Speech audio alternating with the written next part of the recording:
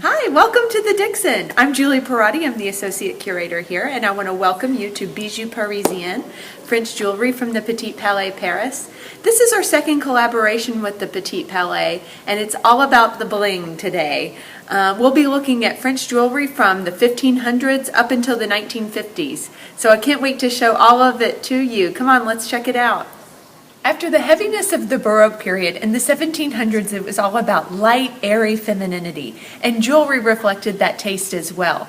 This is a bow brooch from the 1760s, and you can look at it and see how light and delicate and ribbon-like it is. That was the taste of the Rococo period, and it really lasted until about the French Revolution. With the reign of Napoleon Bonaparte starting in the early 1800s, taste in France changed again. Neoclassicism was now à la mode, based on Napoleon's campaigns into Egypt and his taste for all things Greek and Roman. This necklace that we're looking at here really reflects that change in taste, with the faux enamel cameo that forms the pendant of this beautiful, beautiful necklace.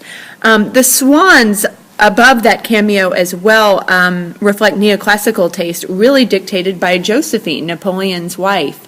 She was almost obsessed with swans, and her home Malmaison featured lots of swan motifs in its decor. So all of that makes this necklace a really perfect representation of neoclassical jewelry. A movement occurred in art and literature that really looked to the sublime and the otherworldly and sometimes the macabre for inspiration. And that movement was called symbolism. This ram's head brooch and chain, I think, is a perfect example of that movement. It's got some weird features to it. You'll notice these iridescent green balls that are every other ball on the chain, and the little pendants drooping down from the ram's ears are covered in this iridescent green, almost teal material. That's actually beetle wings that you're looking at.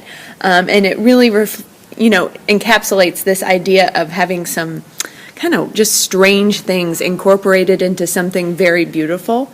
So this would have really worked well and maybe like Dorian Gray's apartment or something like that. And it really is part of this symbolist aesthetic.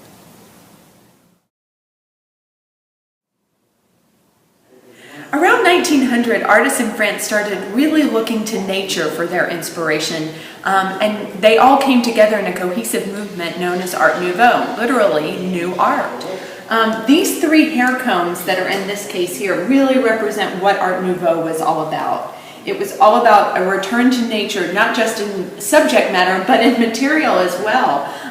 The combs that you're looking at here use ivory and even horn to create something beautiful and natural that you can stick in your hair. The comb in the middle is made by an artist named René Lalique, and he is really known as kind of the king of Art Nouveau. His designs were really original and really led the movement.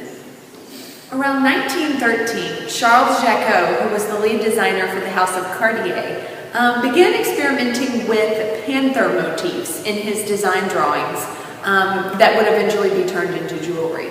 Panthers became all the rage in France around that time, in the pre-war and early World War I years. So here in this suite of images, we're looking at some design drawings that Jacquot did while he was studying different aspects of panthers. The panther craze was everywhere. It even made its way into fashion plates at the time. And this is a fashion plate of a glamorous woman who's draped in jewels with a sleek panther at her feet.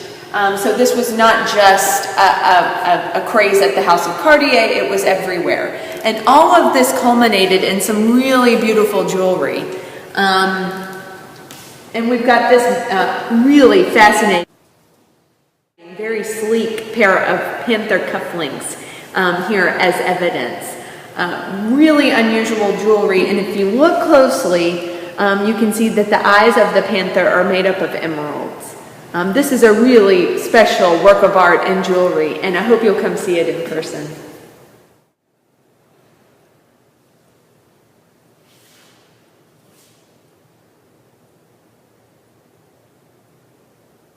With the onset of the Great Depression in the 1930s, jewelry designers had to get creative with their materials to market them to an audience that was a little bit more financially strapped. This suite of cases, a powder case, a lipstick case, and a vanity case, really shows what jewelry designers did to get the most out of every little bit of gold that they could use.